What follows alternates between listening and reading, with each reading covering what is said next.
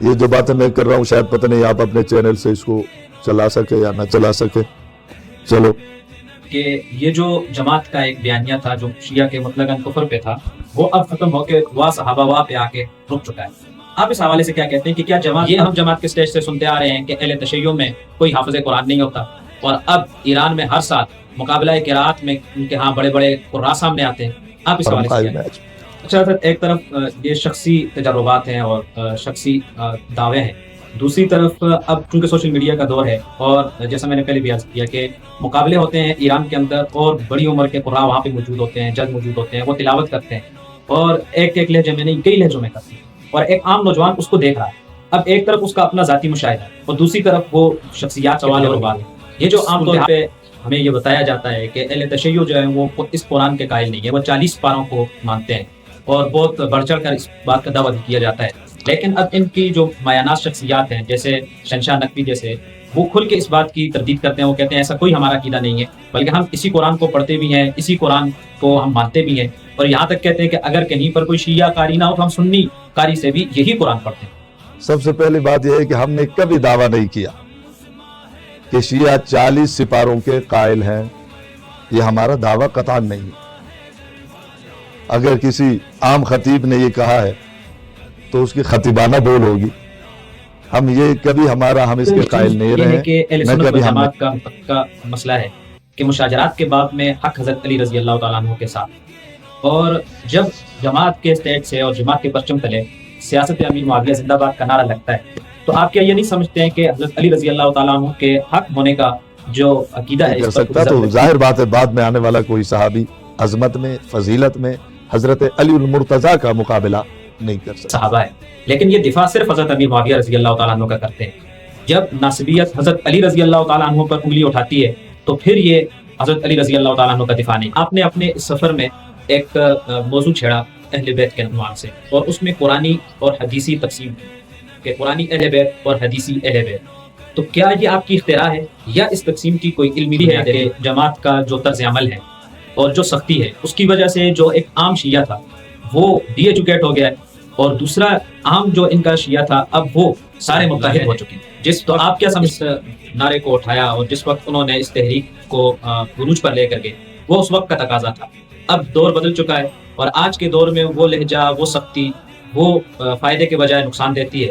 اور آج کے دور میں لہجہ ایک داعیانہ ہونا چاہیے، جیسے مولانا طارق جمیل صاحب کا. جب امریکہ یا اسرائیل ایران پر حملہ کرتے ہیں تو وہ یہ نہیں دیکھتے کہ یہ شیعہ ہے یا مسلمان ہے، یہ سنی ہے، وہ تو اس کو مسلمان سمجھ کے اس کے اوپر حملہ کرتے ہیں. اور پھر اسی کے ساتھ ہمارا جو ایک عام آدمی ہے اس کے ذہن میں یہ سوال ہوتا ہے کہ جب معتبر شخصیات یہ بیانیہ دیتے ہیں تو پھر ان کا یہ گلہ ہوتا ہے کہ مسجد کے ائمہ کرام نماز میں ایران کی فتح کے لیے دعائیں کیوں نہیں کرتے.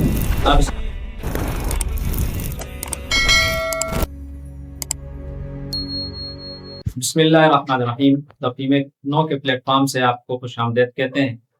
آج ہمارے ساتھ جو شخصیت موجود ہے وہ کسی بھی تعارف کی محتاج نہیں ہے، اور ان کا ایک نام ہے اور ایک مشہور جماعت کے ساتھ ان کی جو وجہ شہرت ہے وہ بھی ہے مولانا محمد تاج حنفی صاحب. میں حضرت کو اس پروگرام میں خوش آمدید کہتا ہوں. حضرت آپ کو بہت بہت شکریہ کہ آپ نے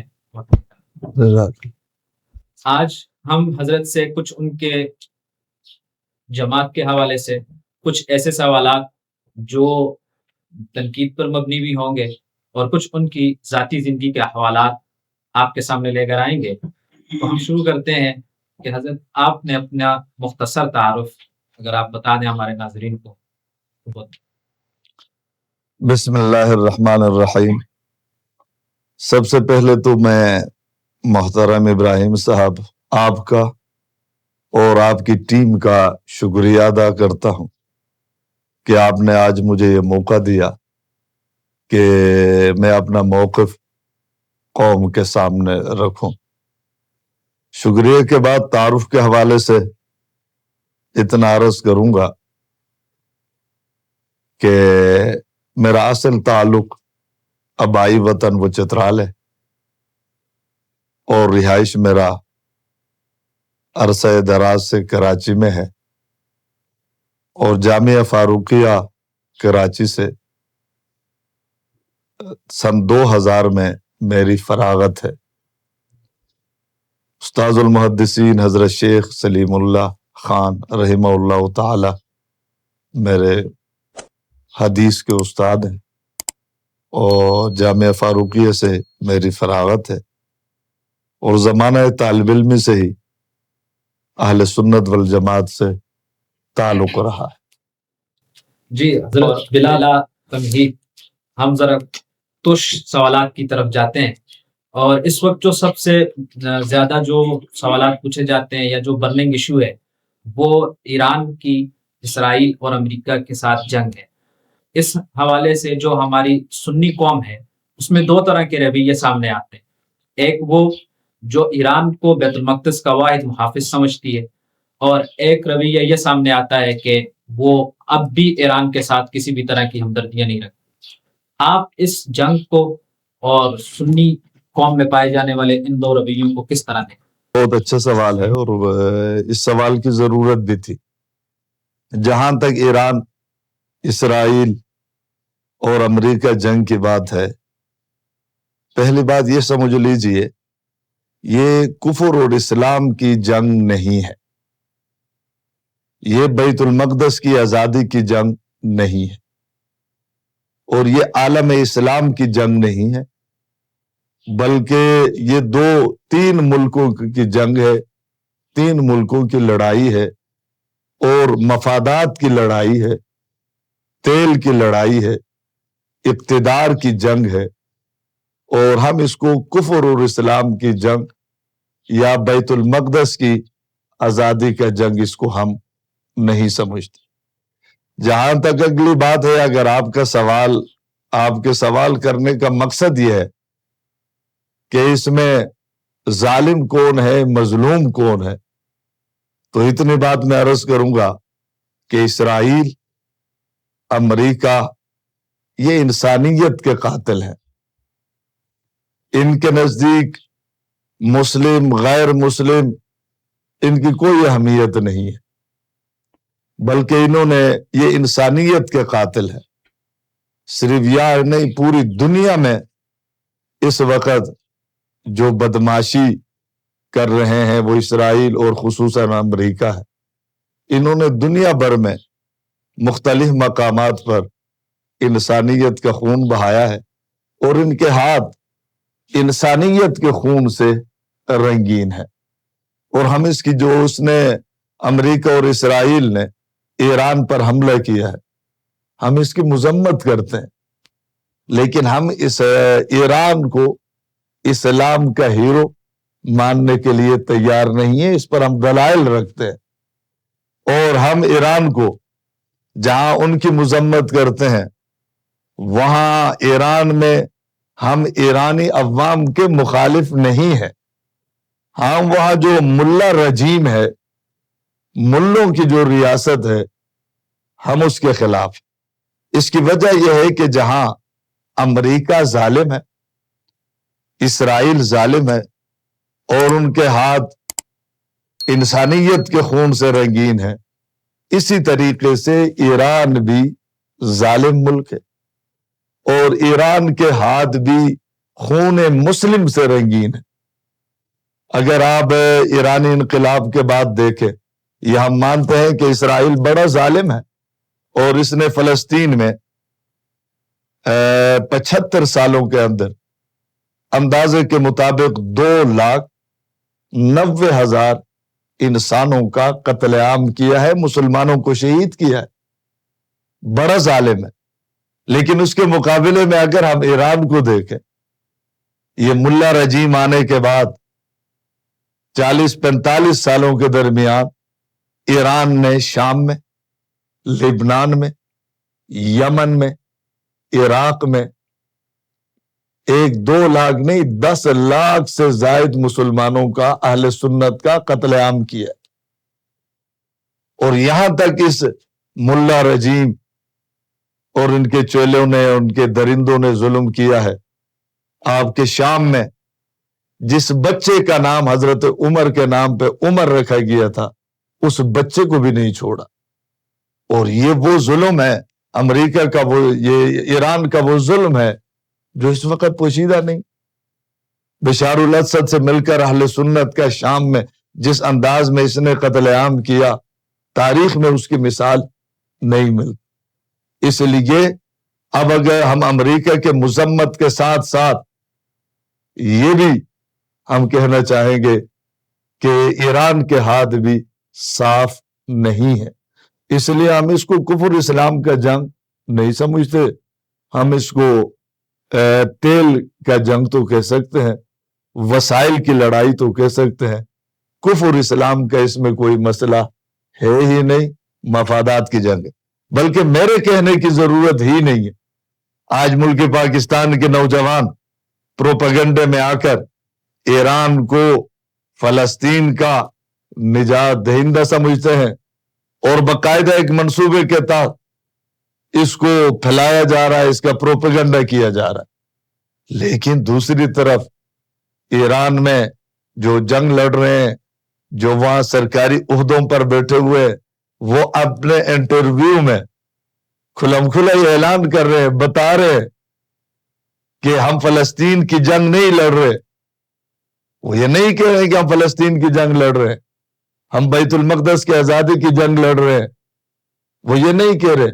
وہ تو کہہ رہے ہیں کہ ہم ایران کی تاریخ جو 6000 سال پرانا ہماری جو ثقافت تہذیب ہے اس کی حفاظت کی جنگ لڑ رہے ہیں، جب وہ خود کہہ رہے ہیں کہ ہم اپنے تہذیب کو بچانے، اور 6000 سالہ تہذیب کیا ہے؟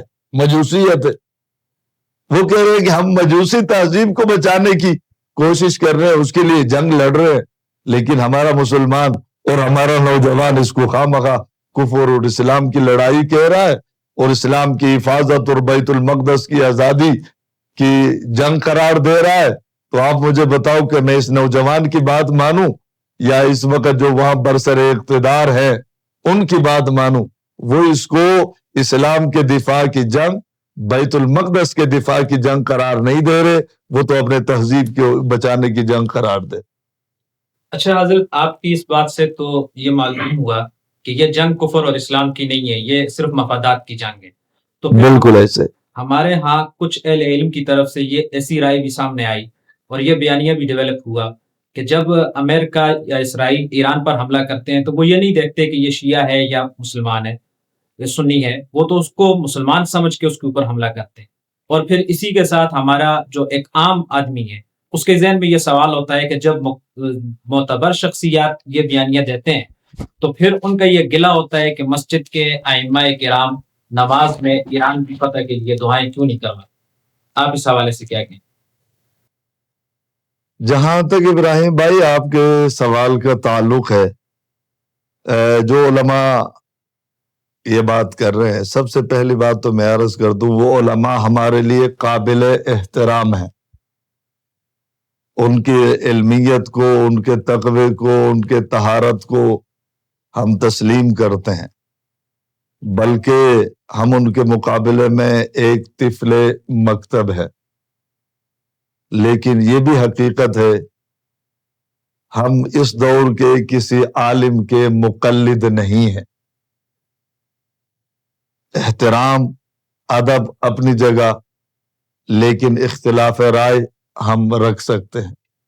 جہاں تک ان کا یہ کہنا ہے کہ امریکہ اور اسرائیل وہ شیعہ اور سنی سمجھ کر حملہ نہیں کر رہے، بلکہ وہ ان کو مسلمانوں کا نمائندہ اور مسلمان سمجھ کر ان پر حملہ کر رہے ہیں، تو آپ مجھے بتاؤ کہ امریکہ اسرائیل کو کب ہم نے یہ اختیار دیا ہے، کب ان سے ہم نے فتویٰ لینا شروع کر دیا ہے؟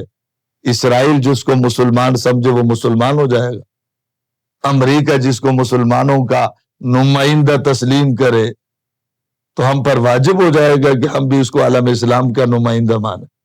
اور حضرت اقدس نے جو گفتگو کی ہے، علماء جو بات کرے بالکل صحیح گفتگو ہے، وہ یہ بتانا چاہ رہے ہیں کہ ایران کو ہم بھی عالم اسلام کا حصہ نہیں سمجھ رہے۔ وہ اپنے گفتگو میں واضح بتا رہے ہیں کہ ہم ان کو مسلمانوں کا حصہ نہیں سمجھ رہے، بلکہ وہ کہہ رہے اسرائیل یہ سمجھ رہا ہے، امریکہ یہ سمجھ کر حملہ کر رہا ہے۔ تو امریکہ اگر کسی عیسائی ملک پر حملہ کرے مسلمان سمجھ کر، ہم ان کو مسلمان سمجھیں؟ اسرائیل کے سمجھنے سے کیا ہوتا ہے اور امریکہ کے مسلمان سمجھنے سے کیا ہوتا ہے؟ ان کا سمجھنا ہمارے لیے کوئی دلیل نہیں ہے، اور یہ کہنا کہ وہ مسلمان سمجھ کر حملہ کر رہا ہے، ہم اس کو بھی تسلیم نہیں کر رہے۔ امریکہ نے جاپان پر حملہ کیا تھا تو مسلمان سمجھ کر کیا تھا، حال ہی میں ایک پڑوسی ملک کے صدر کو اٹھا کر لے گیا، مسلمان سمجھ کر کیا تھا۔ اگر ایسا نہیں ہے تو ضروری نہیں ہے، بلکہ امریکہ جس پر حملہ کرتا ہے اپنے مفادات کے لیے کرتا ہے، اور کفر اور اسلام سمجھ کر وہ نہیں کرتا۔ اچھا، پھر تو حضرت اس پہ ایک اور بڑا تلخ سوال سامنے آتا ہے کہ ہمارے ہی بعض اہل علم حضرات یہ بھی کہتے ہیں کہ یہ جو جماعت کا ایک بیانیہ تھا جو شیعہ کے مطلقاً کفر پہ تھا، وہ اب ختم ہو کے وا صحابہ وا پہ آ کے رک چکا ہے۔ آپ اس حوالے سے کیا کہتے ہیں کہ کیا جماعت اب بھی اپنا یہی نظریہ رکھتی ہے کہ وہ شیعہ کے مطلقاً کفر کے قائل ہے، یا اب اس میں حالات کے مطابق کچھ وہ شرائط اور قیودات کا اضافہ کرتی؟ مولانا ابراہیم صاحب، بات یہ ہے، یہ فتویٰ میرا نہیں ہے، میں مفتی بھی نہیں ہوں، آج تک میں نے فتویٰ نہیں دیا۔ علامہ حق نواز جنگوی نے یہ فتویٰ نہیں دیا، بلکہ سب سے پہلے یہ سوال کیا، استفتاء پوچھا امام اہل سنت مولانا علامہ عبدالشکور لکھنوی نے کہ شیعہ کے کفر اور اسلام کے بارے میں آپ نے استفتاء کیا۔ اس کا جواب دیا حضرت مدنی نے، اس کا جواب دیا مولانا ادریس کاندیلوی نے، اس کا جواب دیا مفتی کفایت اللہ نے۔ انہوں نے اہل تشیع پر کفر کا فتویٰ لگایا۔ پھر اس فتوے پر اعتراض اس دور میں کیا جب میں نہیں تھا، ہماری جماعت بنی نہیں تھی، اس پر اعتراضات کیے مولانا عبد الماجد دریابادی نے۔ پھر ان اشکالات کا جواب دیا حکیم الامت حضرت اقدس مولانا اشرف علی تھانوی نے۔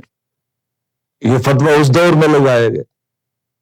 اس کے بعد پھر یہ فتویٰ مولانا حق نواز نے نہیں دیا۔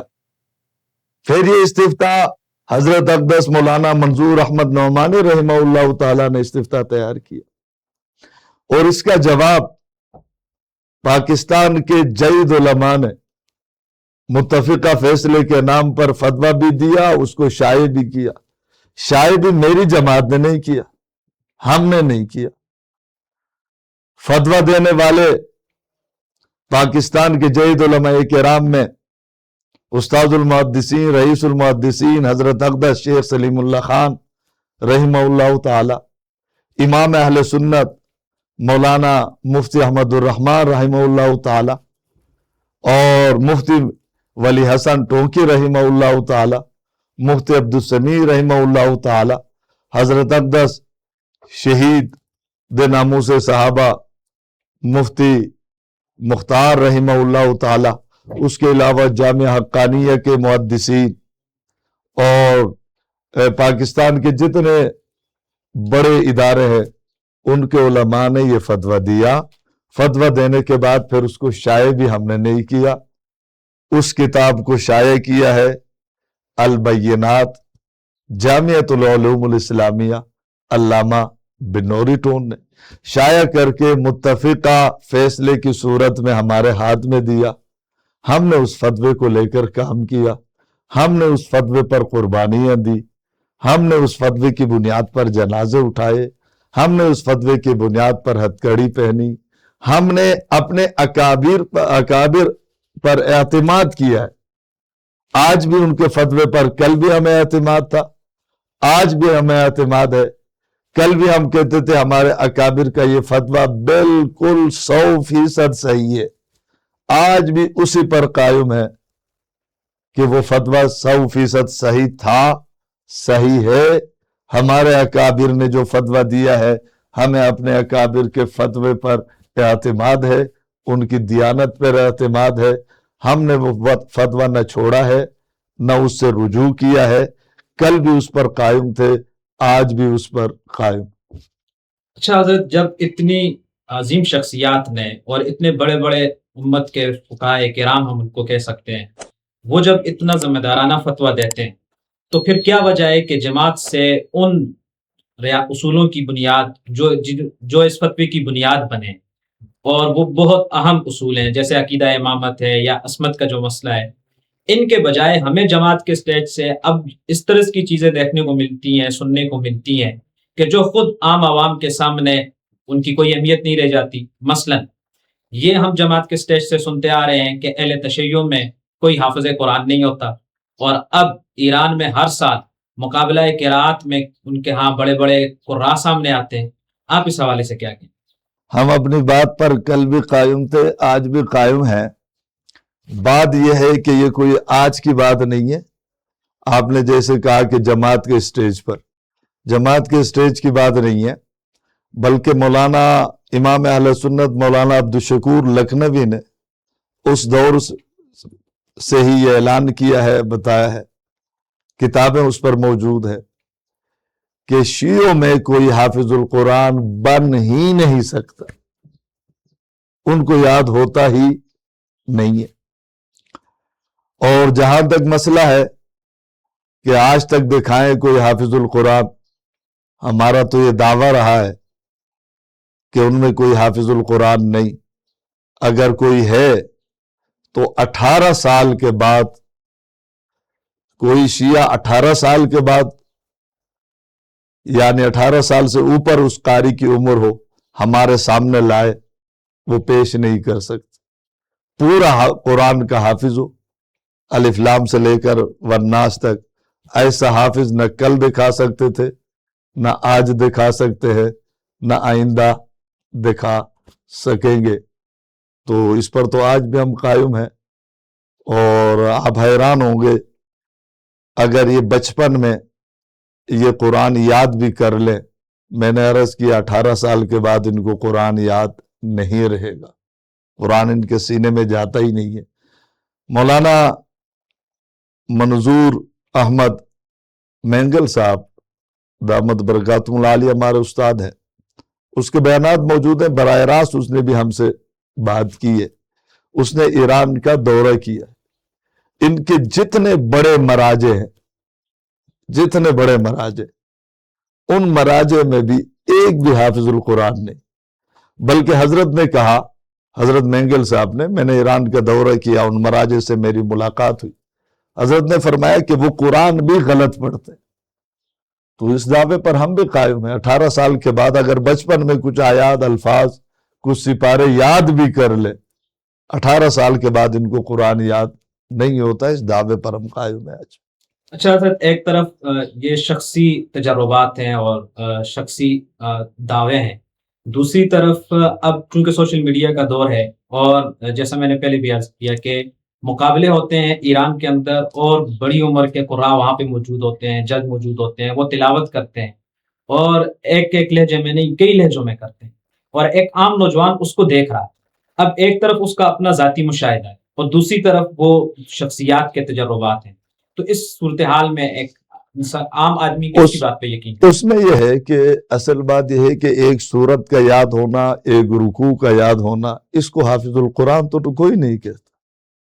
یہ جو مقابلے ہوتے ہیں، یہ جو تلاوتیں ہوتی، پورے قرآن کی تلاوت تو نہیں ہوتی، ایک رکوع کی تلاوت ہوتی، چند آیات کی تلاوت ہوتی۔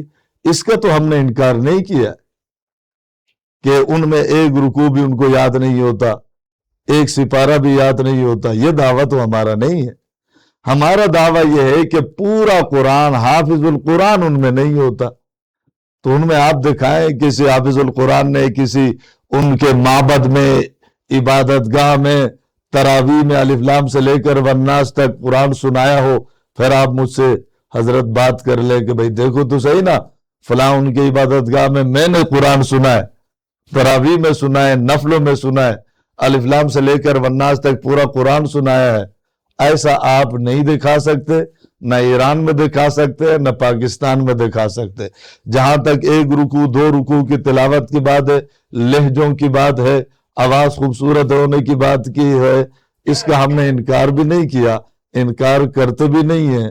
اور جہاں تلاوت ہوتی ہے वहां तो जाहिर बात है एक रुकू, एक सिपारे, आधे सिपारे की तिलावत होती है, इसका हम इनकार नहीं करते। अलिफ लाम से लेकर वन्नास तक पूरा कुरान का हाफिज इस पूरे तबके में आज तक ना किसी ने देखा है, न किसी ने सुना है। अगर कोई है तो वो सामने आए। आजकल आपने जैसे कहा सोशल मीडिया का दौर है, चलो सोशल मीडिया में ही आकर पूरा कुरान अलिफ लाम से लेकर वन्नास तक सुनाकर हमें दिखाए, हमने तो नहीं देखा। अच्छा हजरत, ऐसी इसी से मिलता जुलता एक सवाल और भी है। ये जो आमतौर पे हमें ये बताया जाता है कि अहले तशय्युअ जो है वो इस कुरान के कायल नहीं है, वो 40 पारों को मानते हैं और बहुत बढ़ चढ़ कर इस बात का दावा भी किया जाता है। लेकिन अब इनकी जो मायानाज शख्सियात हैं, जैसे शहनशाह नकवी जैसे, वो खुल के इस बात की तरदीद करते हैं। वो कहते हैं ऐसा कोई हमारा अकीदा नहीं है, बल्कि हम इसी कुरान को पढ़ते भी हैं, इसी कुरान को हम मानते भी हैं, और यहाँ तक कहते हैं कि अगर कहीं पर कोई शिया कारी ना हो तो हम सुन्नी कारी से भी यही कुरान पढ़ते हैं। आप इस बारे में क्या कहें? बहुत अच्छा सवाल है और बहुत खूबसूरत सवाल है। सबसे पहली बात यह है कि हमने कभी दावा नहीं किया कि शिया 40 सिपारों के कायल हैं। ये हमारा दावा कतान नहीं है। अगर किसी आम खतीब ने ये कहा है तो उसकी खतीबाना बोल होगी। हम इसके कायल नहीं रहे, न कभी हमने कहा है। हम जिम्मेदार स्टेज के जिम्मेदार लोग हैं। हमने कभी ये नहीं कहा कि शिया 40 सिपारों के कायल है। हम यूं कहते हैं कि शिया इस कुरान को सही नहीं मानते। उनके मोतबर तरीन किताबों में 2000 से जायद रिवायात मौजूद हैं जो इस बात पर दलालत करती हैं, और उन हदीस उनके रिवायात में मौजूद है ये कुरान तहरीफ शुदा है, ये असली सूरत में ये कुरान अब मौजूद नहीं है। मौलाना इब्राहिम साहब, इस पर मेरे ख्याल में मुझे तो कोई दलील देने की जरूरत ही नहीं है कि इस कुरान को नहीं मानते। हाल ही में कराची में एक बड़ा इज्तिमा हुआ अहले तशी का, गालिबन 6 महीना पहले। सोशल मीडिया में वो वीडियो मौजूद है। मैं न मानूं इसका तो कोई जवाब नहीं है। कराची में इज्तिमा हुआ अहले तशी का, उसमें नाजिर तकवी ने एक बयान किया। बयान करके उसने कहा कि 1450 सालों से उम्मत कुरान से खाली था। उम्मत मोहम्मदिया के पास असली कुरान नहीं था। फिर उसने अपने बयान में कहा कि अब असली कुरान हमें मिल गया है। कहा कि ये हमारा तारीखी कारनामा है, उसको हम शाये कर रहे हैं। पूछा गया फिर ले आओ, कहने लगा बहुत जल्द असली कुरान हमारे हाथों से उम्मत को मिलेगा। कहा उसकी तस्दीक के लिए हमने उसको बरतानिया में भेजा। तो बरतानिया से उस किताब की कुरान की जो उनकी है तस्दीक होगी, वो उम्मत को देंगे। आप मुझे बताओ, ये मैं किसी 100 साल 200 साल पहले किसी मौलवी की बात नहीं कर रहा। कराची में मौजूद है, उसका बयान सोशल मीडिया में मौजूद है, और बाद में उसने उसकी तावील करने की कोशिश की लेकिन कर नहीं सका। जब वो खुद कह रहे हैं कि असली कुरान, अब मुझे बताओ, अगर ये कुरान को मानते हैं, उसने कहा कि असली कुरान से उम्मत अभी तक महरूम है, शहनशाह नकवी ने उसके बारे में फतवा दिया, या किसी और मोतबर आलिम दीन ने उस हवाले से फतवा दिया जो ये कहे कि ये कुरान उम्मत के पास है ही नहीं, असली कुरान अब मिला है, वो मुसलमान है। अगर मुसलमान है तो फिर काफिर किस चीज का नाम है? अगर वो गैर मुस्लिम है तो फिर इन लोगों ने उस पर फतवा दिया है या नहीं दिया? अगर नहीं दिया, आज भी वो इनके जमात का बड़ा है, आज भी वो इनके इबादतगाह का इमाम है, आज भी वो जमात का जिम्मेदार है। फिर मैं क्या कहूं? क्या मैं ये कहने पर हक व जानिब नहीं हूं कि जो अकीदा उनका है वो अकीदा इनका है? और जहां तक मसला है, आपने कहा कि वो किताब में कुरान पढ़ते, सबसे पहली बात तो यह है कि इनकी किताबों में लिखा है ये कुरान तहरीफ शुदा है, 2000 रिवायात इस पर मौजूद है। कहा फिर ये कुरान क्यों पढ़ते हैं? انہوں نے کہا کہ ہمیں حکم ہے جب تک ہمارا 12واں امام اصلی قرآن لے کر نہیں آئے گا اس وقت تک ہمیں حکم ہے کہ تم یہ غلط قرآن، تحریف شدہ قرآن پڑھتے رہو۔ جب وہ اصلی قرآن لے کر آئے گا پھر اصلی قرآن تمہیں مل جائے گا، اس وقت ہم اصلی قرآن پڑھیں گے۔ اور جہاں تک مسئلہ ہے، دیکھیں ہر فن کے لوگ ہوتے ہیں، بعض علماء فقہ کے ماہر ہوتے ہیں، فقہ کا کوئی مسئلہ ہو تو ان سے پوچھ لینا چاہیے۔ بعض علماء تاریخ کے ماہر ہوتے ہیں، تاریخ کی کوئی بات ہو تو ان سے رجوع کرنا چاہیے۔ ہر عالم ہر فن کا ماہر نہیں ہوتا، یہ ماننا پڑے گا، اور یہ علماء کی گستاخی بھی نہیں ہے۔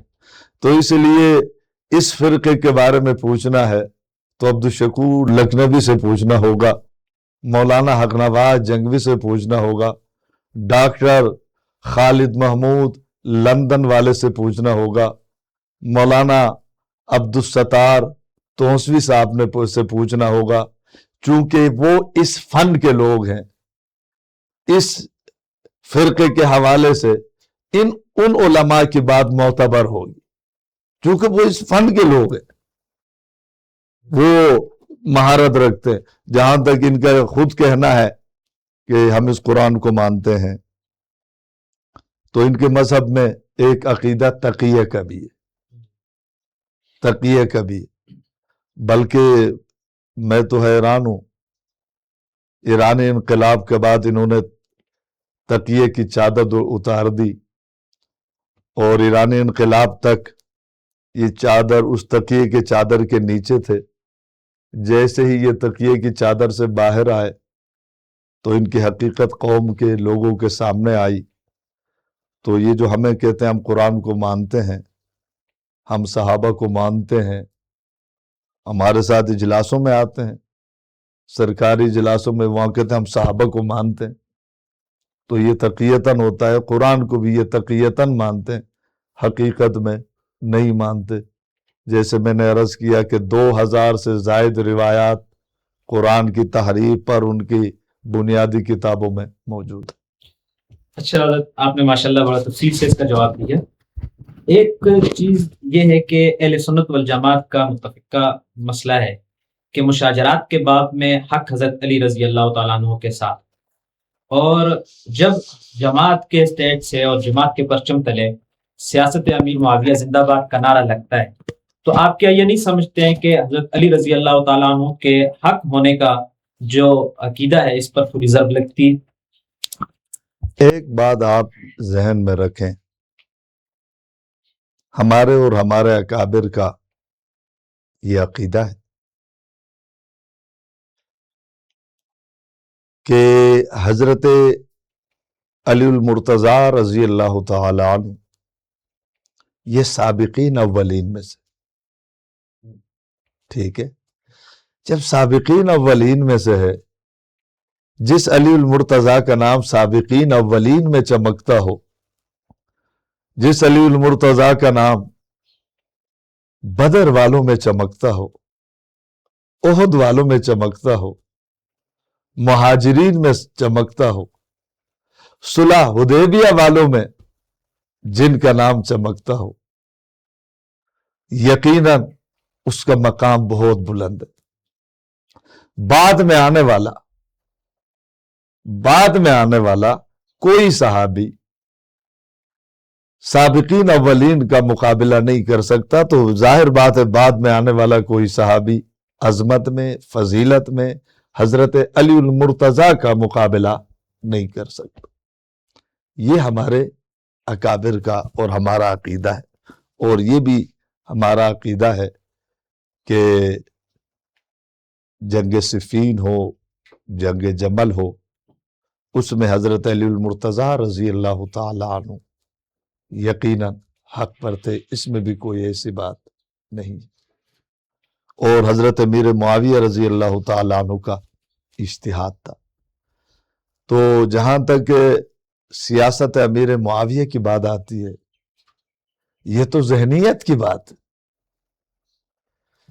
اب ہم جب سے سیدنا امیر معاویہ کی سیاست کے بارے میں بات کرتے ہیں تو مقابلے میں حضرت علی نہیں ہوتے. پتہ نہیں یہ لوگوں کی کیا ذہنیت ہے. یہ سیاست معاویہ کی بات تو میں نہیں کرتا. مجھ پر تو اعتراض ہو سکتا ہے, حضرت فاروق اعظم پر تو نہیں ہو سکتا. حضرت امیر معاویہ کی سیاست کو, آپ کی بصیرت کو, آپ کی حکومت چلانے کے نظم کو فاروق اعظم رضی اللہ تعالی عنہ نے مانا. کیا آپ نے نہیں سنا کہ حضرت فاروق اعظم نے لوگوں کو مخاطب کر کے کہا تھا, لوگ شاہان فارس کی بات کرتے ہیں, ان کی بصیرت کی بات کرتے ہیں, سیاست کی بات کرتے ہیں, حالانکہ ہم میں امیر معاویہ جیسے سیاستدان موجود ہے. اس کی بصیرت کو تو فاروق اعظم بھی مانتے, اس کی تربیت کو حضرت علی المرتضیٰ مانتے,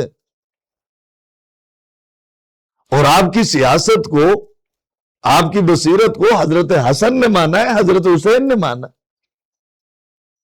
آپ کیا سمجھتے ہیں؟ نہج البلاغہ اٹھاؤ, اہل تشیع کی کتابیں اٹھاؤ, کیا حضرت حسن نے, حضرت حسین نے حضرت امیر معاویہ رضی اللہ تعالی عنہ کے ہاتھ پر بیعت نہیں کی؟ کیا ان کی کتابوں میں فقاما فبایا ثم قال للحسین قم فبایا فقاما فبایا, کیا یہ روایت موجود نہیں ہے کہ حضرت حسن اور حضرت حسین نے حضرت امیر معاویہ کے ہاتھ پر ہاتھ رکھا, امام مانا, خلافت ان کے حوالے کی؟ ظاہر بات ہے ان کو مستحق مانا, قابل مانا, اہل مانا, تب اس کو امام اور خلیفہ مانا. اور جب سیاست معاویہ کی بات ہوتی ہے, پتہ نہیں کہ حضرت علی اور حضرت امیر معاویہ ان کو کیوں مقابلے میں لایا جاتا ہے.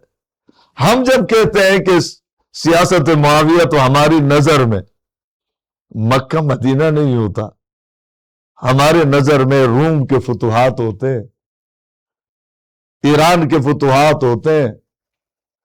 ہم جب سیاست معاویہ کہتے ہیں تو اسے مراد یہ ہے کہ 64,65,000 مربع میل تک جس طریقے سے امیر معاویہ نے اسلام کا پرچم لہرایا, ہمارے سامنے تو وہ ہے. جیسے یہود و نصارہ اور منافقین کی کمر حضرت امیر معاویہ نے توڑی, ہماری نظر میں تو وہ ہے. سیاست معاویہ کہنے سے نہ حضرت علی المرتضیٰ کی رضی اللہ تعالیٰ عنہ کی سیاست پر ضرب پڑتی ہے, نہ حضرت صدیق اکبر کی, نہ فاروق اعظم کی, نہ عثمان غنی. ان کے ساتھ ان کا مقابلہ کیوں کرایا جا رہا ہے, کیوں مقابلے میں لایا جا رہا ہے؟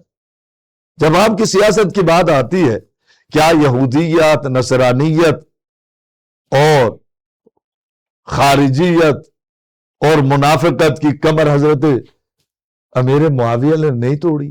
ہم اس سیاست کی بات کرتے ہیں کہ عین موقع پر کچھ ایسے لوگوں نے جب حضرت معاویہ کو حضرت سیدنا علی المرتضیٰ کے مقابل لانے کی کوشش کی تو رومیوں کو کیا جواب دیا تھا؟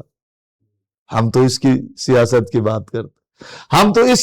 بات کرتے ہیں کہ سیدنا حسن رضی اللہ تعالیٰ عنہ نے جب صلح کی بات کی, قوم اس وقت آپس میں انتشار کا شکار تھا. جس انداز میں حضرت سیدنا امیر معاویہ نے سیدنا حسن رضی اللہ تعالیٰ عنہ سے صلح کر کے پوری امت مسلمہ کو ایک کیا, اتحاد قائم کیا, ہم تو اس سیاست کی بات کر رہے. اس میں حضرت علی المرتضیٰ کو بیچ میں لانا, اور یہ بہت غلط بات ہوگی. میں بڑی وضاحت کے ساتھ کہنا چاہتا ہوں کہ حضرت علی المرتضیٰ سے محبت ہمارا ایمان ہے, ایمان کا حصہ نہیں, ایمان ہے. اور ہم اپنے اکابر کے اس عقیدے پر ہے کہ حضرت علی المرتضیٰ سابقین اولین میں سے, اور حضرت امیر معاویہ مقام میں, عظمت میں, فضیلت میں حضرت علی المرتضیٰ کا مقابلہ نہیں کر سکتے. لیکن یہ بات بھی میں واضح کروں, اب مسائل کہاں سے پیدا ہوتے ہیں؟ ادھر سے ہم کہتے ہیں کہ حضرت امیر معاویہ حضرت علی المرتضیٰ رضی اللہ تعالیٰ عنہ کا عظمت میں مقابلہ نہیں کر سکتے, تو 1400 سال کے بعد کا ملا یہ سمجھتا ہے کہ شاید جب وہ حضرت علی المرتضیٰ کا مقابلہ نہیں کر سکتے تو شاید میں بھی عظمت میں معاویہ کا مقابلہ कर सकता हो तो मुआविया पर जबान खोलता है। जैसे वहां मुआविया अजमत में मुआविया का हजरत अली मुर्तजा का मुकाबला नहीं कर सकता, इसी तरीके से ये भी हमारा अकीदा है, सारी कायनात के ये मुल्ला मलवंडे और ये जाकिर और ये सबको ले आओ, ये सारे मिलकर भी अजमत में मुआविया के जूते तक भी नहीं पहुंच सकते। ये भी हम वाज़ेह करते हैं। अच्छा हजरत, ये अहले सुन्नत वल जमात पर ये भी एक इल्जाम लगाया जाता है कि इसका नाम अहले सुन्नत वल जमात है, लेकिन ये दिफा सिर्फ हजरत अमीर मुआविया रजी अल्लाह तआला अन्हु का करते हैं। जब नासबियत हजरत अली रजी अल्लाह तआला अन्हु पर उंगली उठाती है तो फिर ये हजरत अली रजी अल्लाह तआला अन्हु का दिफा नहीं करते। आप क्या कहेंगे इस बात? देखें, प्रोपेगंडा है। आप मुझे बताओ, काम हमारा दिफाए सहाबा है। हम जब सहाबा की बात करते हैं, हम जब कहते हैं सहाबा सारे जन्नती हैं, हम जब कहते हैं कि सहाबा से अल्लाह राजी है, हम जब कहते हैं कि सहाबा उम्मत के लिए मायार है, हम जब कहते हैं कि सहाबा किराम के लिए अल्लाह ने जन्नत बनाई है, तो इस जुमले में हजरत अली मुर्तजा रजी अल्लाह तआला अन्हु शामिल हैं कि नहीं? आपसे मेरा सवाल। बिल्कुल शामिल। हजरत हसन रजी अल्लाह तआला अन्हु शामिल है कि नहीं? हजरत हुसैन रजी अल्लाह तआला अन्हु शामिल है कि नहीं? अहले बैत शामिल हैं कि नहीं? शामिल है। और जहां तक बात यह है कि हजरत अली मुर्तजा भी सहाबी हैं, हजरत अमीर मुआविया, हजरत हसन, हजरत हुसैन, ये सारे साहबा किराम हैं। हम सारे साहबा किराम को आदिल मानते हैं, मुत्तकी मानते हैं, जन्नती मानते हैं, क्योंकि वकुल्लम वादल्लाहुल हुस्ना, मैं क्या जन्नती के हूँ, रब ने फरमाया कि सारे साहबा जन्नती हैं। जहां तक मसला है कि दिफाए अमीर मुआविया की बात, ये बात आपकी ठीक है, लेकिन इसकी वजूहात है, इसकी वजह है। वजह यह है कि दिफा का क्या माना है? हिफाजत। दिफा का माना हिफाजत होता है, महफूज करना होता है। और दिफा कब किया जाता है? जब कोई हमलावर हो जाए। जब कोई हमला ही न करे तो दिफा के क्या माना है? कोई माना, कोई मतलब बनता ही नहीं। दिफा उस वक्त होगा जब कोई हमलावर होंगे, आदमी कौम का, कबीले का, इलाके का, मकान का, शहर का, फर्द का, उस्ताद का दिफा तब आदमी करेगा जब कोई हमलावर हो। मैं अपने पीर का दिफा तब करूंगा जब कोई उस पर हमलावर होगा, और जब कोई उस पर हमला ही नहीं करता तो दिफा का क्या माना है? फिर दिफा में किससे करूं? दिफा तो होता है हमलावर से। जब खारिजियों ने हजरत अली मुर्तजा रजी अल्लाह तआला अन्हु पर तनो तशनी किया और आप पर हमलावर हुए, तो हमारे उलमाए अहले सुन्नत ने सैयदना अली मुर्तजा के दिफा में आपके फजाइल में बेशुमार किताबें लिखी, दिफा किए। लेकिन अब इस दौर में आपने कहा कि सैयदना अमीर मुआविया का दिफा आप ज्यादा करते हैं। इसकी वजह यह है कि इस दौर में कोई हजरत अली मुर्तजा पर हमला नहीं कर रहा। आज अगर हमला हो रहा है तो सैयदना अमीर मुआविया पर हमला हो रहा है। हजरत अमीर मुआविया रज़ी अल्लाह तआला अन्हु की अदालत, आपकी शुजाअत, आपकी हुकूमत, उस पर हमलावर हो रहे। तो जिस पर हमला होता है उस वक्त उसका दिफा होता है। तो इस वक्त ज्यादा एतराजात जो किया जाता है अहले बातिल की तरफ से, वो हजरत अली मुर्तजा रज़ी अल्लाह तआला अन्हु पे नहीं, वो एतराजात होते हैं सैयदना अमीर मुआविया रज़ी अल्लाह तआला अन्हु पे। तो जिस पर एतराज होता है उसका जवाब दिया जाता है, उसका दिफा किया जाता है। अब ये कह देना कि देखो हजरत अमीर मुआविया का दिफा हो रहा है और हजरत अली का नहीं हो रहा है, भाई हजरत अली मुर्तजा रज़ी अल्लाह तआला अन्हु पर इस वक्त एतराजात नहीं हो रहे। जब हो रहा था खारिजियों ने किया था तो हमारे अकाबिरीन ने दिफा किया था। अब सहाबा 10, 15, 20 तो नहीं है, 1.25 लाख सहाबा या 1,24,000 या 44,000 सहाबा किराम है। तो हम तो 44,000 में से सबका तो नाम ले लेकर तो दिफा नहीं कर दे। जिस जिस पर एतराज होता है, जिस जिस पर इश्काल किया जाता है, जिस जिस پر तान किया जाता है तो हालात के मुताबिक फिर उसका दिफा किया जाता है। तो आज भी अगर कोई खारिजी ऐसा हो, कोई बेईमान ऐसा सामने आए, हजरत अली मुर्तजा रजी अल्लाह ताला पर तान करे, को दिफा भी हम करते थे, हम दिफा करते हैं और दिफा करते रहेंगे। लेकिन इस वक्त हमने ये देखा और आपने भी देखा और किताबें भी आपने पढ़ी, ईरानी इनकलाब के बाद मुल्क में जो सहाबा किराम के हवाले से एक माहौल बनाया गया, एतराज किया गया, उनमें सबसे ज्यादा निशाना अमीर मुआविया को बनाया गया। तो जिसकी वजह से एतराजात ज्यादा है तो उसके जवाबात भी हमारी तरफ से दिए जाते हैं। हजरत बस इंशाल्लाह ये प्रोग्राम को इख्तिताम की तरफ लेके जाते हैं। 2-3 सवाल रहते हैं। एक ये कि जैसा आपने ये कहा कि अगर आज के दौर में भी हजरत अली रजी अल्लाह तआला अन्हु पर एतराज़ात हों, तो एक पूरा मकतब फ़िक्र है गामदी हजरात का, उन्होंने कई मौके पर हजरत अली रजी अल्लाह तआला अन्हु के ऊपर एतराज़ात किए और किस्तों की किस्तें हजरत अली रजी अल्लाह तआला अन्हु के खिलाफ लिखी। तो उसमें आम नौजवान वहां पर भी जमात की नुमाइंदगी देखना चाहते हैं। बहरहाल आपने अपने इस सफर में एक मौजू छेड़ा अहले बैत के उन्वान से, और उसमें कुरानी और हदीसी तकसीम की कि कुरानी अहले बैत और हदीसी अहले बैत। तो क्या ये आपकी इख्तिरा है या इस तकसीम की कोई इल्मी बुनियादें भी हैं? ये जो अहले बैत के हवाले से हदीसी और कुरानी है, हम कोई इख्तिरा नहीं करते। हम अहले सुन्नत वल जमात से ताल्लुक़ रखते हैं तो हम अपनी तरफ से कोई बात करते नहीं है।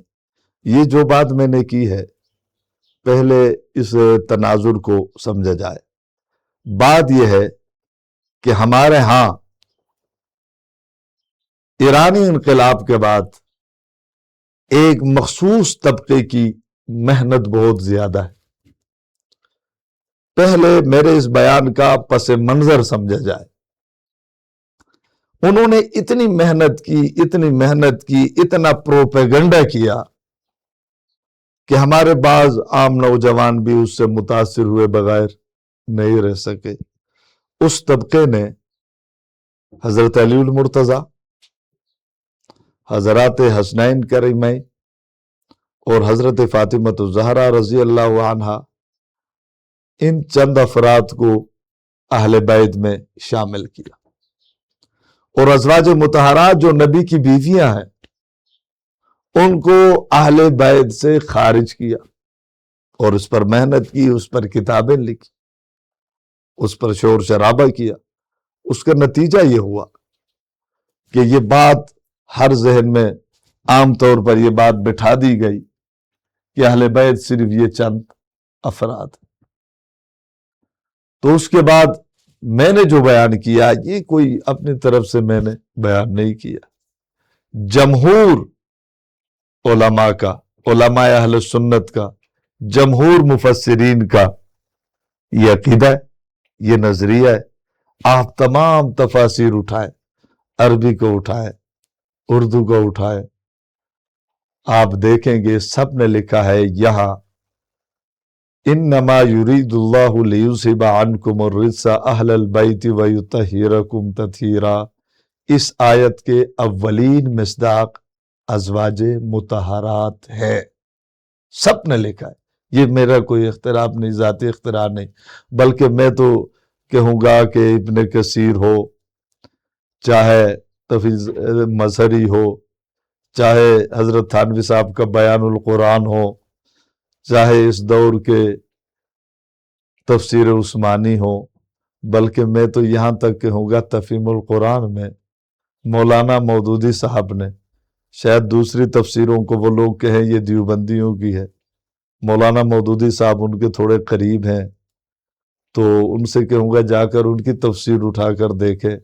उन्होंने भी अपनी तफसीर में लिखा कि इस आयत के अव्वलीन मिस्दाक अज़वाजे मुतहरात हैं और बाकी जाहिर बात है जो अहले बैत में हम हज़रत हसन को भी अहले बैत में शामिल मानते हैं, हुसैन को भी मानते हैं, हज़रत अली मुर्तज़ा को भी, हज़रत फ़ातिमा ज़हरा को भी, رحمت کائنات صلی اللہ علیہ وسلم کے بنات کو بھی، صاحبزادوں کو بھی، نواسوں کو بھی، نواسیوں کو بھی، اور ساتھ ساتھ ہم حضرت عبداللہ، حضرت عباس کو بھی، عبداللہ ابن عباس کو بھی، اس کے خاندان کو بھی، اور حضرت سلمان کو بھی، حضرت اسامہ رضی اللہ تعالیٰ عنہ کو بھی۔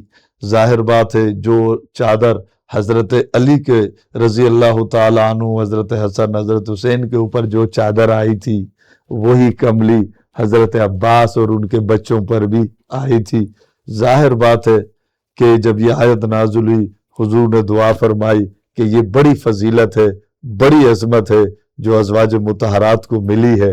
دعا فرمائے اے اللہ اس عظمت اور فضیلت میں ان کو بھی شامل فرما۔ دعا فرمائی۔ اس وقت جب چادر ان پر ڈالی تو اس وقت ام سلمہ رضی اللہ عنہ وہاں موجود تھی۔ عرض کی اللہ کے رسول میں بھی چادر کے نیچے آؤں؟ حضور نے فرمایا انتی علی خیر، انتی علی مکانک، کہا کہ تو اپنی جگہ پر ہے، تو تو پہلے سے اہل بیت میں شامل ہے، آپ کو چادر کے نیچے آنے کی ضرورت نہیں ہے۔ تو حضور نے دعا فرمائی ہے، اور حضور نے دعا کر کے ان کو بھی اہل بیت میں شامل کر لیا ہے۔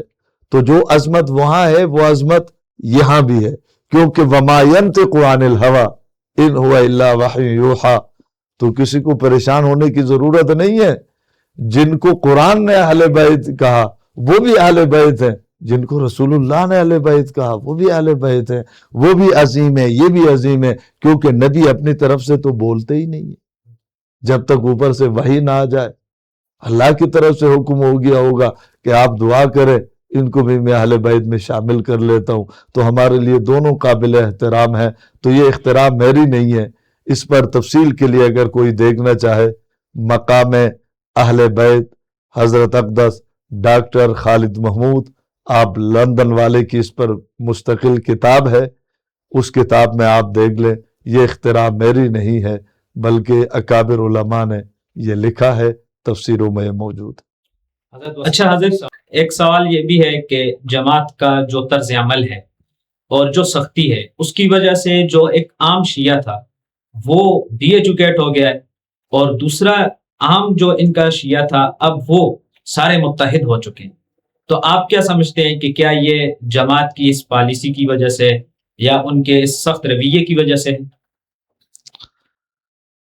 مولانا ابراہیم صاحب، آپ کا سوال بڑا خوبصورت سوال ہے۔ اس سوال کو سمجھنے سے قبل یہ ہمیں سمجھنا ہوگا کہ یہ جو کہا جاتا ہے کہ آپ لوگوں کے اس جماعت کی وجہ سے، اس تحریک کی وجہ سے، اس سختی کی وجہ سے جو ہے ایک مخصوص طبقہ جو ہے وہ منظم ہو گیا، یہ پروپیگنڈا ہے۔ سب سے پہلی بات تو یہ ہے کہ آپ مجھے یہ بتائیں کہ یہ جو ان میں نظم آیا ہے ہماری وجہ سے آیا ہے یا اس کی کچھ اور وجوہات؟ 79 میں ایران میں انقلاب آیا۔ یہ جو باتیں میں کر رہا ہوں شاید پتہ نہیں آپ اپنے چینل سے اس کو چلا سکے یا نہ چلا سکے، چلو۔ یہ ایرانی انقلاب کے بعد پاکستان سے چند مخصوص طبقے کے علماء کو ایران بلایا گیا۔ تہران میں بیٹھ کر ایک جماعت بنی جس کا نام رکھا گیا تحریک نفاذ فقہ جعفریہ، اور اس میں مفتی جعفر، عارف الحسینی، علی رضا شاہ قمی، یہ لوگ پاکستان سے وہاں چلے گئے ایران۔ وہاں بیٹھ کر خمینی کی سرپرستی میں یہ طے ہوا کہ اسی ایرانی انقلاب کو پاکستان میں بھی رائج کرنا، اس کے لیے محنت کرنا۔ جماعت بنی۔ جماعت بننے کے بعد پاکستان میں اس کا آغاز ہوا۔ اس وقت میری جماعت نہیں تھی، اس وقت مولانا حق نواز جنگوی نے یہ آواز بلند نہیں کی تھی۔ ایرانی انقلاب کے 3 سال بعد 82 میں اسلام آباد میں اس فرقے کی جانب سے ایک دھرنا دیا گیا، ضیاء الحق کا دور تھا۔ اس دھرنے میں مطالبہ کیا گیا کہ بھئی ہم زکوٰۃ نہیں دیں گے۔ 3 دن اسلام آباد پر قبضہ کیا گیا، قبضہ کر کے دوسری طرف سے مقابلے میں کوئی نہیں تھا، اور فوجی حکومت نے، ضیاء الحق کی حکومت نے ان کا مطالبہ تسلیم کیا، اور یہ قانون بنا کہ اہل تشیع زکوٰۃ نہیں دیں گے۔ زکوٰۃ سنیوں کا لے سکتے ہیں، زکوٰۃ چیئرمین بھی بن سکتے ہیں کمیٹیوں کے، لیکن زکوٰۃ نہیں دیں گے۔ اس وقت ہم نہیں تھے۔ اس کے بعد پھر اگلا مطالبہ ان کا یہ ہوا کہ یہ جو اسلامیات ہے یہ ہم نہیں پڑھیں گے۔ بھائی کیوں نہیں پڑھو گے؟ کہا اس میں حضرت ابوبکر کا ذکر ہے، عمر کا ذکر ہے، عثمان کا ذکر ہے، ہم تو اس کو نہیں مانتے، ہم نہیں پڑھے، ہمارا اسلامیات الگ ہونا چاہیے۔ ان کا یہ مطالبہ پھر مانا گیا کہ اسلامیات اہل تشیع کے لیے الگ اور اہل سنت کے لیے الگ بنایا گیا۔ اس وقت ہم نہیں تھے۔ اس کے بعد تیسرا مطالبہ کیا گیا کہ اس ملک میں فقہ جعفریہ کو نافذ کیا جائے۔ یہ مطالبہ زور پکڑا۔ اس کے بعد آپ کے کوئٹہ میں ہماری جماعت نہیں تھی، اہل سنت کا قتل عام ہوا، اس وقت ہم تو نہیں تھے۔ وہاں سنی بچیوں کو اٹھا کر پولیس کے سامنے ڈھال کے طور پر استعمال کیا گیا۔ کیا یہ تاریخ کا حصہ نہیں ہے؟ کیا وہاں پھر آپریشن ہوا؟ کیا ایرانی کمانڈوز گرفتار نہیں ہوئے تھے؟ کیا وہاں کئی ٹرکوں پر مشتمل ایرانی اسلحہ برآمد نہیں ہوا تھا؟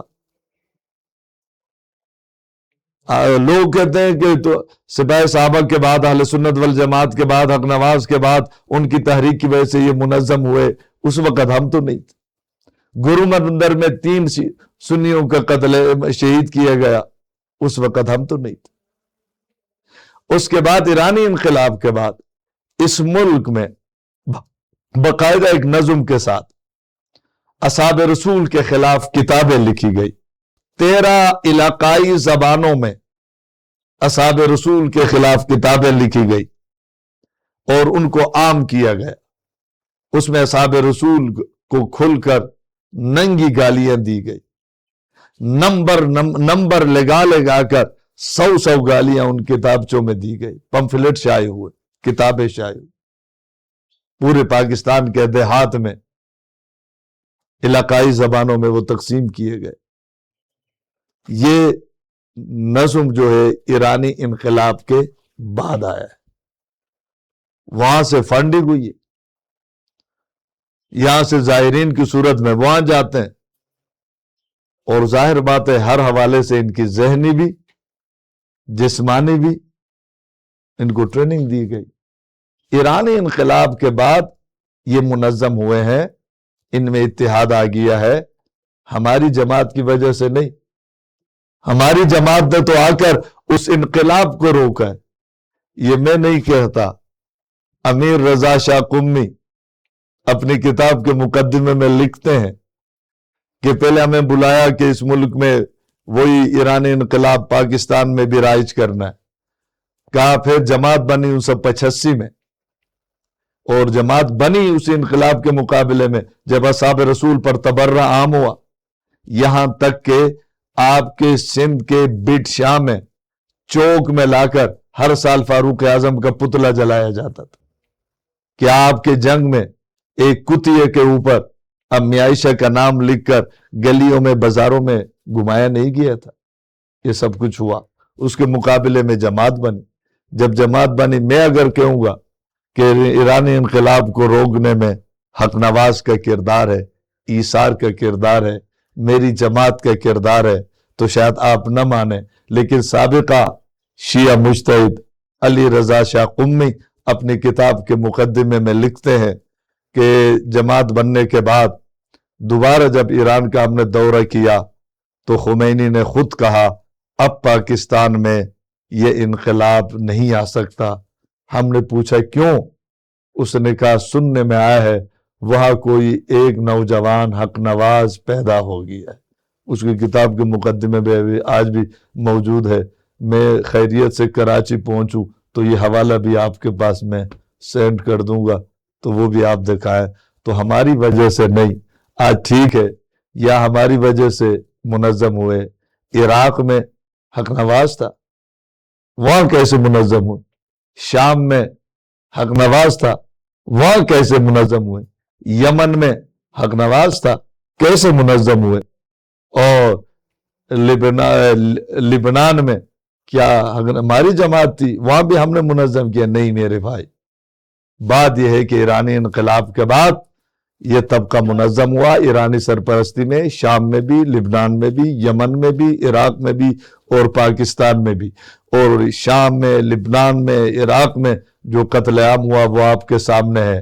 لیکن یہاں اگرچہ ایک طبقے کو نشانہ بنایا گیا، یہاں وہ انقلاب اس انداز میں یہ نہ لا سکے جیسے عراق، یمن اور شام میں ہوا، کیونکہ یہاں حق نواز تھا، وہاں حق نواز نہیں تھا۔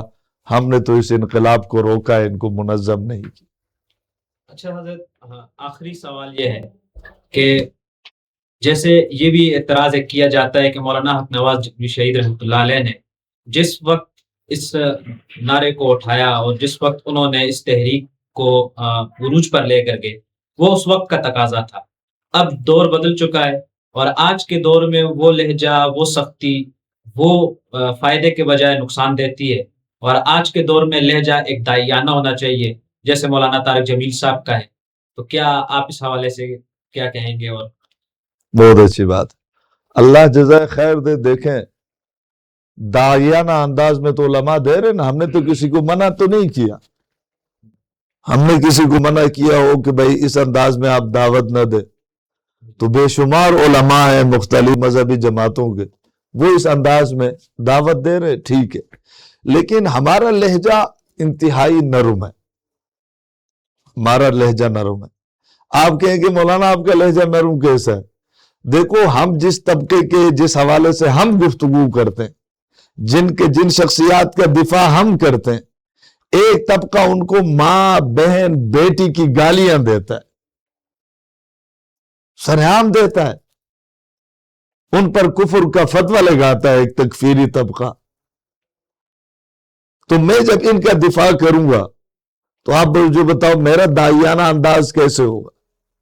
سامنے والا گالیاں دے رہا ہے، نمبر لگا کر گالیاں دے رہا ہے، ماں کی، بہن کی، بیٹی کی، اس کے پاس دلیل کوئی نہیں ہے، اس کے پاس گالیاں ہیں، ان کے پاس الزامات ہیں۔ وہ میری ماں، آپ کی ماں، امت کی ماں امی عائشہ پر تان کرتا ہے، نعوذ باللہ، اس کو زانیہ لکھتا ہے۔ آپ مجھے بتاؤ اس کو کس انداز میں سمجھاؤں؟ بات یہ ہے کہ یہ جملہ تو آپ کا بڑا خوبصورت ہے، دل کو لگتا بھی ہے۔ کسی مولوی کے ماں بہن کو آپ گالی دیں، پھر آپ اس سے داعیانہ نصیحت سن لے میں مانوں۔ کسی کے باپ کی، استاد کی، پیر کی آپ توہین کریں،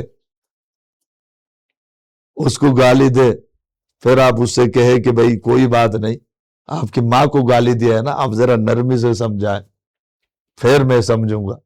بات یہ ہے کہ اپنے باپ کو کوئی سخت جملہ کہے، لڑنے مرنے پر آتے ہیں، خود اس مولوی کی ذات پر دو جملے کہہ کر آپ دیکھ لیں وہ آپ کی کیا حالت کرتا ہے۔ لیکن بات صحابہ کی آ جائے، بات ازواج مطہرات کی آ جائے، بات اہل بیت کی آ جائے، پھر یہ باتیں آتی ہے کہ ایسا نرم ہونا چاہیے اور یہ ہونا چاہیے، وہ ہونا چاہیے۔ ہمیں سمجھانے کے بجائے اس طبقے کو سمجھانا چاہیے، اس کو بتانا چاہیے جس طبقے کے خلاف تم زبان درازی کر رہے ہو یہ غلط ہے۔ علماء کو، حکمرانوں کو مل جل کر ہمیں نہیں، اس طبقے کو سمجھانا چاہیے، وہ گالیاں نہ دے، وہ تبرہ نہ کرے۔ ہمیں کیا ضرورت ہے کہ ہم خواہ جذبات کا اظہار کریں؟ حضرت بہت شکریہ آپ کا، آپ نے اپنے قیمتی وقت میں سے وقت نکالا، اور وہ سوالات جو سخت بھی تھے لیکن اہل سنت والجماعت کے ایک عام نوجوان کے ذہن میں ابھرتے ہیں، ان کے بہت آپ نے تسلی بخش جوابات دیے۔ میں آپ کے ایک مرتبہ پھر شکریہ ادا کرتا ہوں، اور اس کے ساتھ آخر میں آپ سے یہ درخواست بھی کروں گا کہ آپ ہمارے پلیٹ فارم سے اہل سنت والجماعت کے نوجوانوں کو کوئی پیغام دینا چاہیں تو وہ آپ ضرور سنیں۔ مولانا ابراہیم صاحب اللہ جزائے خیر عطا فرمائے، میں بھی آپ کا شکر گزار ہوں کہ آپ نے مجھے یہ موقع فراہم کیا کہ اب میں اپنا موقف قوم کے سامنے اور اہل سنت کے سامنے رکھوں۔ اہل سنت نوجوانوں سے میری ایک ہی گزارش ہے کہ فتنے کا دور ہے، صبح فتنہ، شام فتنہ، ہر لمحہ فتنہ، اور ایسے دور میں اللہ سے ہم دعا بھی کرتے رہیں اللہ تعالی ہمارے ایمانوں کی حفاظت فرمائے۔ نوجوانوں سے میری گزارش ہوگی کہ ان فتنوں سے بچنے کے لیے علماء سے اپنے تعلق کو مضبوط رکھے، علماء سے جڑے رہیں، دینی جماعتوں سے جڑے رہیں، کہ فتنوں سے بچنے کا اس دور میں یہی ایک ذریعہ ہے کہ کونوا مع الصادقین، سچے لوگوں کے ساتھ جڑے رہیں، علماء کے ساتھ جڑے رہیں۔ بہت بہت شکریہ۔